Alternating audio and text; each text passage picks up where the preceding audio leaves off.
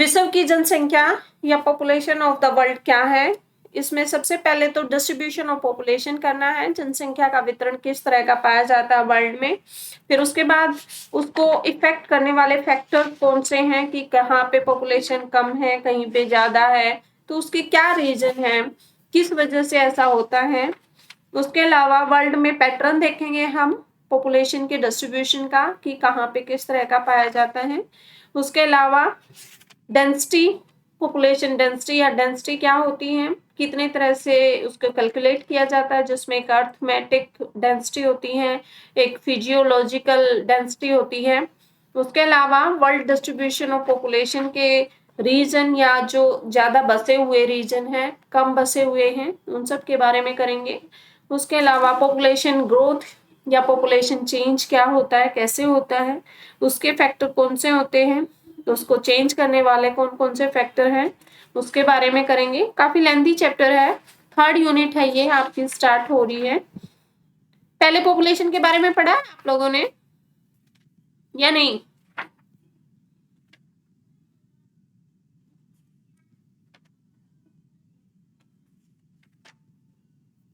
Hello, yes ma'am. मैं कब population के बारे में पहले कभी पढ़ा है? पढ़ा है मैम। पढ़ा है तो आई थिंक इजी रहेगा। पहले सबसे पहले तो पता होना चाहिए डिस्ट्रीब्यूशन क्या होता है। डिस्ट्रीब्यूशन एक वर्ड है जिसका मतलब होता है किसी चीज का फैलाव या बिखराव। तो डिस्ट्रीब्यूशन या वितरण उसे कहा जाता है कि किसी जगह पे किस तरह का किसी चीज का फैलाव है। अगर हम पॉपुलेशन डिस्ट्रीब्यूशन की बात कर रहे हैं तो इट मीन्स पॉपुलेशन का बसाव या फैलाव या वितरण किस तरह का स्थल पर पाया जाता है, उसकी हम बात करेंगे। वर्ल्ड की इस चैप्टर में हमने बात करनी है, तो हम ये बताते हैं कि विश्व में जो जनसंख्या का वितरण है वो कहीं पे भी समान नहीं है, बहुत ही असमान है। विश्व के कुछ ऐसे प्रदेश हैं जो बहुत अधिक बसे हुए हैं, बल्कि कुछ ऐसे हैं जो खाली पड़े हुए हैं। जैसे हमने पीछे वाले चैप्टरों में किया था कि जो एस्किमो हैं वो ध्रुवीय इलाकों में रहते हैं जहां पर जनजीवन बहुत न के बराबर है। चाहे हमने बुशमैन किए कालाहारी मरुस्थल के, वो भी ऐसे रीजन में जो आपका सारा डेजर्ट है वहां पाए जाते हैं जहां पे भी जो जनसंख्या वितरण है वो न के बराबर है। तो वितरण मेनली होता है कि किसी भी जगह पे किसी चीज का फैलाव या वितरण या बिखराव किस तरह का है, तो उसे कहा जाता है डिस्ट्रीब्यूशन। अब बात होती है कि जनसंख्या में हमने बता दिया कि वर्ल्ड में कहीं पे भी समान नहीं है, कहीं पे ज्यादा बसे हुए हैं तो कहीं पे कम है। तो उसको कंट्रोल करने वाले फैक्टर कौन से हैं जो उसको कंट्रोल कर रहे हैं? ऐसा क्यों है कि कोई रीजन तो बहुत बसा हुआ है और उसके अलावा जो दूसरे हैं वो कम बसे हुए हैं? तो ऐसी क्या रीजन हो सकते हैं? क्या लगता है आपको कौन से रीजन होंगे जो उसको इफेक्ट करते होंगे? बताओ मुझे। फैसिलिटी जहाँ ज्यादा होती है वहाँ पॉपुलेशन ज्यादा हो जाती है, और जहाँ फैसिलिटी कम होती है वहाँ लोग कम बसते हैं। फैसिलिटी से मतलब क्या आपका? कौन सी फैसिलिटी? मैम जैसे कि पानी है, जहाँ पानी होगा वहाँ लोग बसेंगे। हाँ हाँ। और मैम जैसे कि उद्योग जहाँ ज्यादा है वहाँ पर रोजगार ज्यादा होगा तो लोग वहाँ पर ज्यादा बसेंगे। Very good. उसके अलावा और कोई बताएगा कुछ? हाँ जी, सो गए क्या सारे?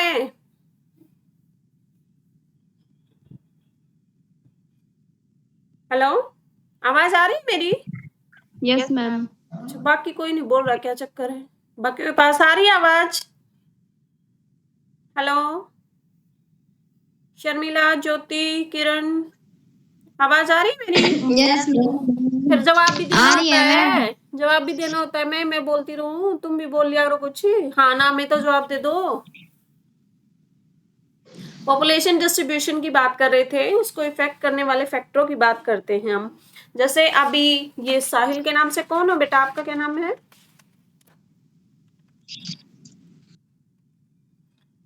हेलो, साहिल के नाम से अभी जवाब दिया था जिसने, क्या नाम क्या बेटा आपका? मैम कोमल। ओके, कोमल। तो कोमल ने जैसे बताया कि जहाँ पे फैसिलिटी होती है वहां पे जनसंख्या का वितरण ज्यादा मिलता है। इन्होंने जैसे वो एक लेमैन की भाषा में कहा जाए कि जहाँ पे पानी की अवेलेबिलिटी है, जहाँ पे काम धंधे ज़्यादा हैं, वहाँ पे पॉपुलेशन ऑटोमेटिकली ज़्यादा मिलेगी। अब हम उसको एक सिस्टमैटिक ढंग से करते हैं कि कौन से ऐसे फैक्टर होंगे, किस बेस पे हम उनका निर्धारण करते हैं, तो उनको हमने 3 पार्ट्स में डिवाइड किया है। पहले होते हैं आपके फिजिकल या भौतिक कारक, सेकंड होते हैं आपके इकोनॉमिक फैक्टर या जिसे आर्थिक कारक कहते हैं, और थर्ड होते हैं सामाजिक सांस्कृतिक कारक, जैसे सोशो कल्चरल फैक्टर कहते हैं। ठीक है, वन बाय वन एक एक को करते हैं। सबसे पहले तो फिजिकल फैक्टर। फिजिकल फैक्टर कौन से होंगे, आप पहले मुझे ये बताओ, भौतिक कारक कौन से होंगे? मैम भौतिक में तो यही आती है जैसे कि धरती, हाँ। पानी। भौतिक कारक एक तरह से वो कारक होते हैं जो हमें प्रकृति से मिले हैं, जिसमें ह्यूमन बीइंग का इंटरफेरेंस कम होता है, जिसमें सबसे पहले है जल की उपलब्धता। कोई भी प्राणी जैसे वायु के बिना जीवित नहीं रह सकता, उसकी तरह से जल के बिना भी जीवन संभव नहीं है। लोग उन्हीं क्षेत्रों में रहने की को प्राथमिकता देते हैं जहाँ पे उनको पीने के लिए जल, नहाने, भोजन के लिए, पशुओं के लिए, फसलों के लिए, उद्योगों के लिए आसपास जल मिले। इसी के कारण जितनी भी सभ्यता वर्ल्ड में डेवलप हुई है, ह्यूमन जो सिविलाइजेशन है, वो सारी की सारी नदी घाटियों में ही विकसित हुई है। तो जल सबसे बड़ा रीजन है किसी भी जगह पे सभ्यता, मानव सभ्यता के विकसित होने के लिए। दूसरी बात आती है धरातल की। धरातल की बनावट आर्थिक उन्नति में बहुत बड़ा रोल प्ले करता है। जैसे हमने एक पीछे वाले चैप्टर में किया था ना कि पर्वतीय इलाकों में कैसी पॉपुलेशन रहती है, फिर मैदानी में कैसी रहती है और पठारी में कैसी रहती है। तो धरातल का जो जहाँ पे धरातल समतल होता है वहां पे चाहे आपको घर बनाना है, चाहे रोड बनाना है, चाहे रेलवे ट्रैक बिछाना है, वो इजी होता है। उसके अलावा अगर कोई एग्रीकल्चर करना चाहता है तो जो समतल एरियाज होते हैं वहां पे खेती करना भी आसान होता है इन कंपैरिजन टू आपके जो पर्वतीय इलाके हैं, माउंटेनियन रीजन है, वहां पे इतनी आसानी से आप खेती नहीं कर सकते। तीसरी बात आती है जलवायु। जलवायु भी किसी जगह पे मानव के बसाव को बहुत हद तक कंट्रोल करती है। कैसे? जैसे फॉर एग्जाम्पल जो पीछे वाले चैप्टर में हमने किया, एस्किमो थे, वो बहुत ज्यादा ठंडे इलाकों में जहाँ टेम्परेचर -40 डिग्री रहता है वहां रहते हैं, तो भी वहां पे पॉपुलेशन इतनी हाई नहीं डेवलप है, वो कहीं कहीं पर ही रहकर अपना जीवन व्यतीत करते हैं। दूसरी जनजाति जैसे हमने बुशमैन की, बुशमैन सारा डेजर्ट में रहते हैं जहाँ टेम्परेचर 50 डिग्री तक चला जाता है।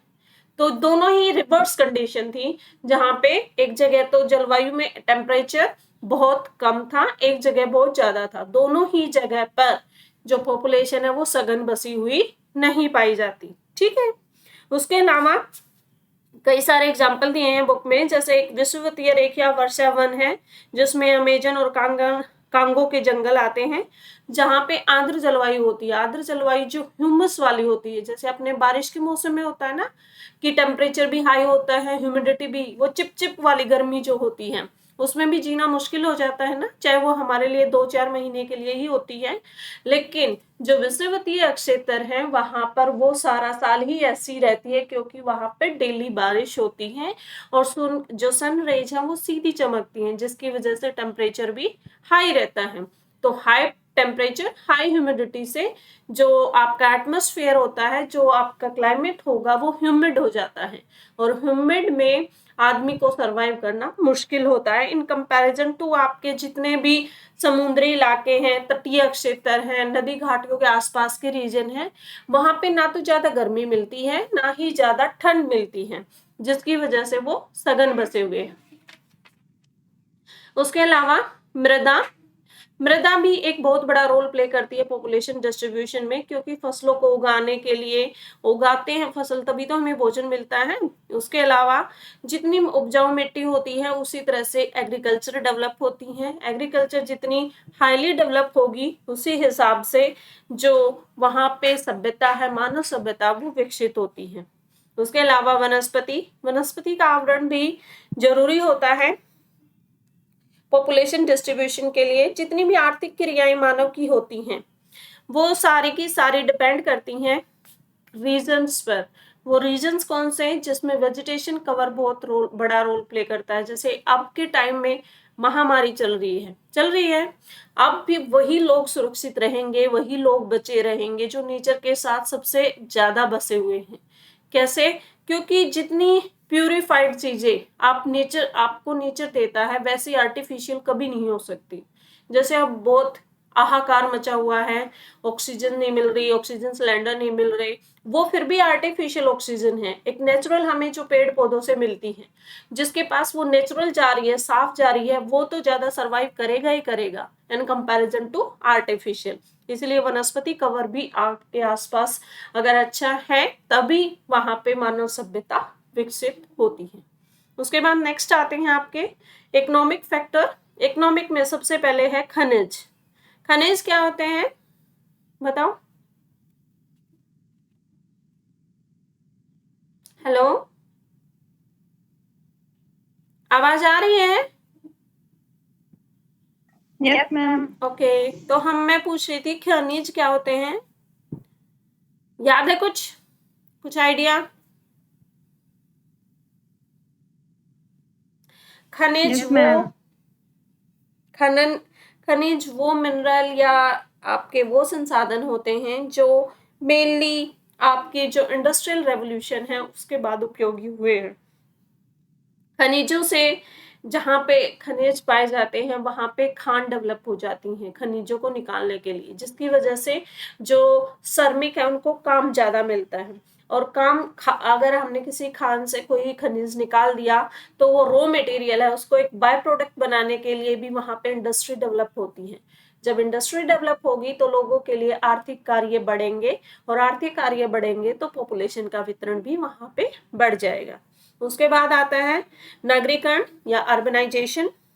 नगरों का जीवन गांव के कंपैरिजन में बेहतर माना जाता है। क्यों? क्योंकि वहां पे सुविधाएं ज्यादा होती हैं, चाहे रोजगार की सुविधाएं हैं, चाहे चिकित्सा की हैं, चाहे शिक्षा की, परिवहन की, मनोरंजन की। इवन एक सिंपल सा एग्जांपल लिया जाए तो जैसे गांव में है, गांव में बिजली कितना टाइम आती है आपके? 3 घंटा। मुश्किल से दिन में। और शहरों में वो कभी जाती ही नहीं है। तो इसी वजह से जो गांव की लाइफ है और शहर की लाइफ है उसमें डिफरेंस पाया जाता है। तो जो ये सुविधा, एक सिंपल सी सुविधा है जो एक छोटी सी कही जाए, आज के टाइम में बिना बिजली कोई यंत्र काम नहीं करता। आपकी बिजली, चाहे आरओ है, चाहे आपकी कपड़े धोने की मशीन है, चाहे इवन पंखा है, वो भी बिना बिजली के नहीं चल सकता। तो ये सारी सुविधाएं शहरों में ज्यादा मिलती हैं इन कंपैरिजन टू विलेज। दूसरी बात आती है उसके बाद तीसरी, औद्योगिक विकास।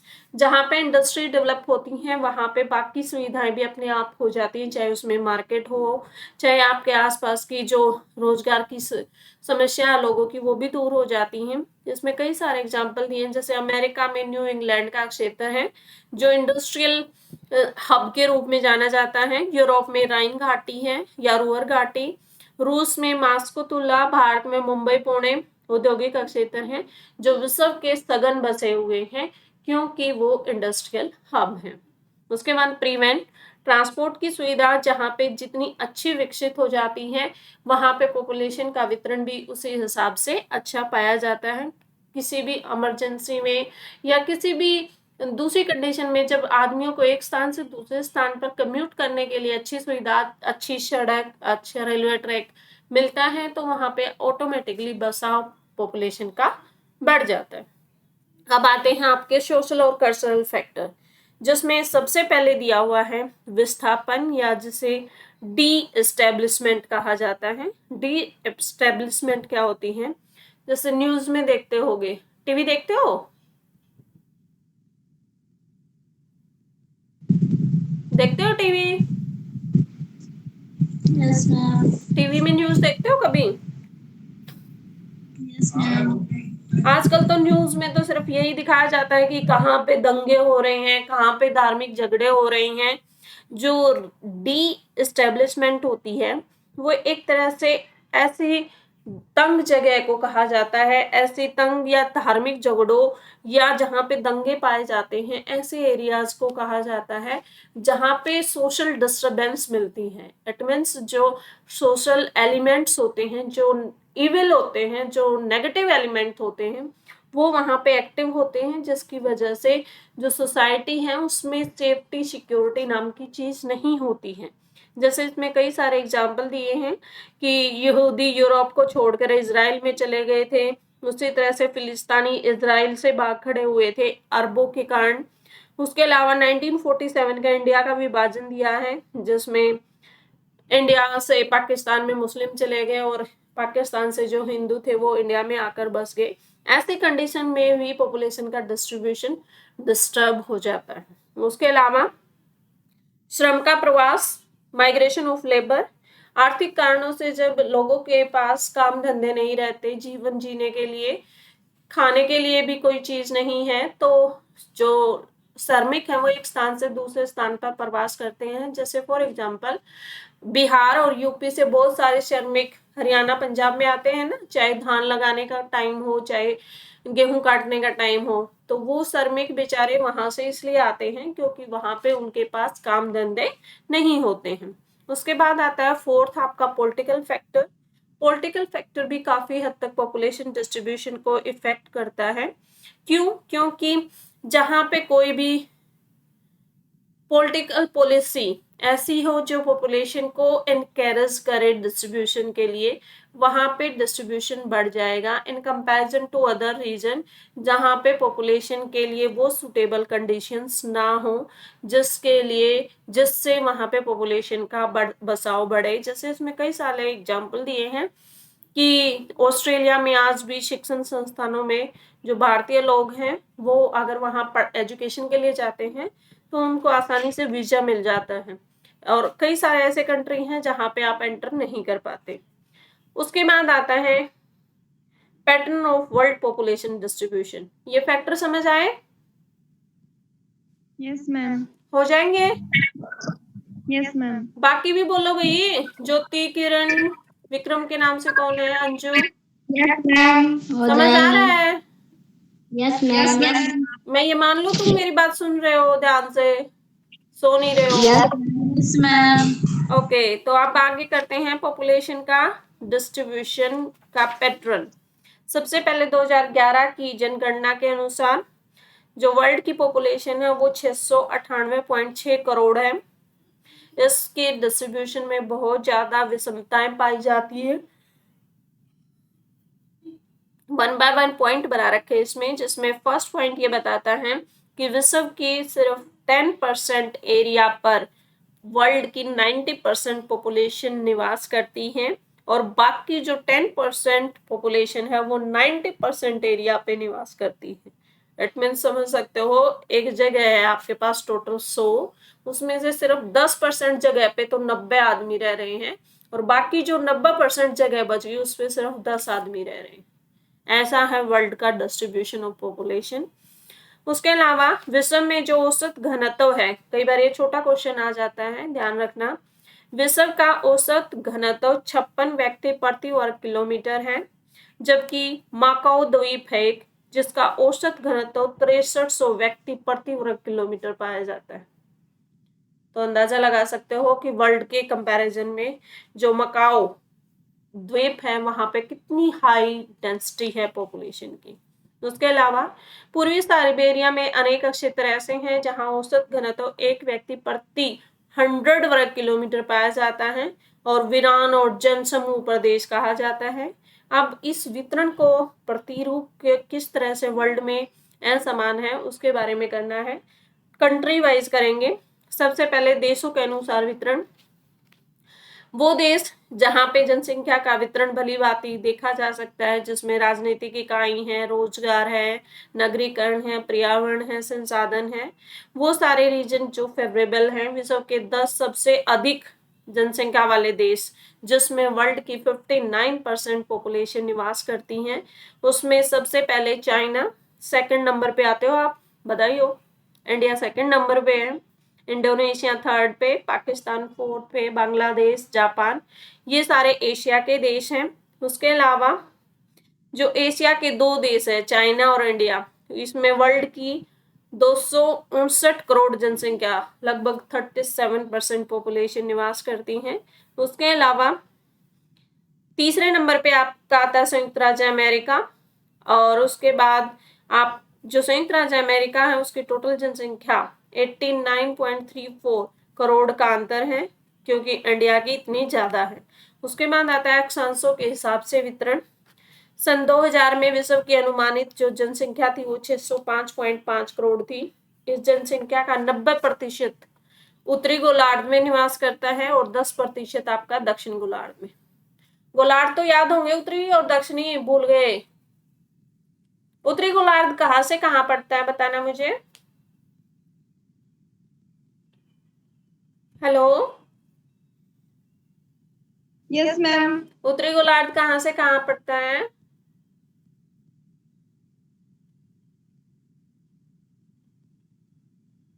नहीं पता?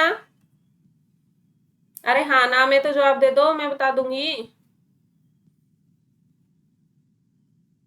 आवाज आ रही है?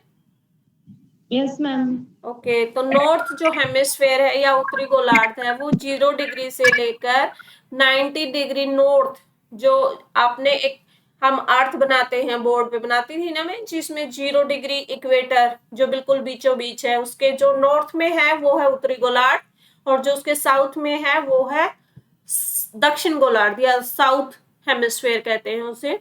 तो जो उत्तरी गोलार्ध है वो उसमें वर्ल्ड की 90% पॉपुलेशन रहती है, और जो सदर्न हेमिस्फेयर है जो दक्षिण गोलार्ध है उसमें 10% आपकी जनसंख्या निवास करती है।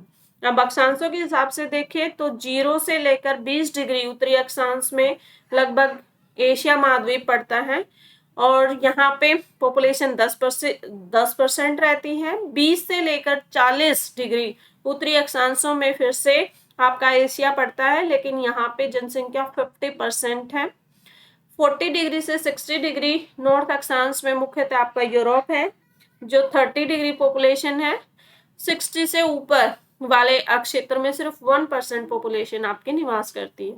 इट मीन्स जो 80% पॉपुलेशन है वो 20 डिग्री उत्तरी अक्षांश से लेकर 80 डिग्री उत्तरी अक्षांश के बीच में पड़ती है। कई बार ये छोटा क्वेश्चन आ जाता है कि 80% पॉपुलेशन कौन से अक्षांशों के बीच पड़ती है, तो वो है 20 डिग्री उत्तरी अक्षांश से लेकर 80 डिग्री उत्तरी अक्षांशों के बीच में। अब नेक्स्ट आता है आपका वाष्य और अवाष्य क्षेत्रों का वितरण। वाष्य वो होंगे जहाँ पे जनसंख्या ज्यादा निवास करती है, वाष्य जहाँ पे जनसंख्या कम पाई जाती है। अब जैसे पहले वाला हमने टॉपिक किया उसमें पैटर्न देख लिया कि वर्ल्ड में कंट्री वाइज किस तरह का है, अक्षांशों के हिसाब से भी देख लिया हमने।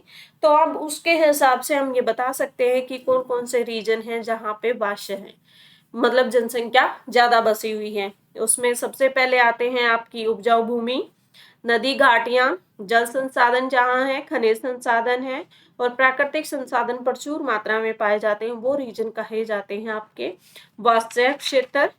और अवाष्य वो होते हैं जो बहुत ठंडे हैं, बहुत गर्म हैं, और जो इक्वेटोरियल जो आपके विषुवतीय रेखीय क्षेत्र जिसमें अमेजन बेसिन आता है, जायरे बेसिन आता है, जहाँ पे बहुत ज्यादा टेम्परेचर, सूर्य की किरणें सारा साल सीधी चमकती हैं और बहुत ज्यादा बारिश होती है, वो सारे रीजन आते हैं आपके अवाष्य क्षेत्र। समझ आया? Yes ma'am. हो जाएगा? Yes ma'am. आज हम सिर्फ पॉपुलेशन डिस्ट्रीब्यूशन की बात करते हैं, जो डेंसिटी है वो कल करेंगे, क्योंकि एक एक टॉपिक अगर समझ आ जाए तो अच्छी बात है, क्योंकि दोनों करवा दो साथ में तो वो पजल हो जाते हो कि किस में क्या था। तो आज सिर्फ आप डिस्ट्रीब्यूशन के बारे में पढ़ना, ठीक है? Yes ma'am. हो जाएगा? Yes ma'am. इसके फोटो भी मैं अभी डाल रही हूँ चैप्टर 10 के जो अब तक हुआ है, तो इसको देख के आप पढ़ लेना।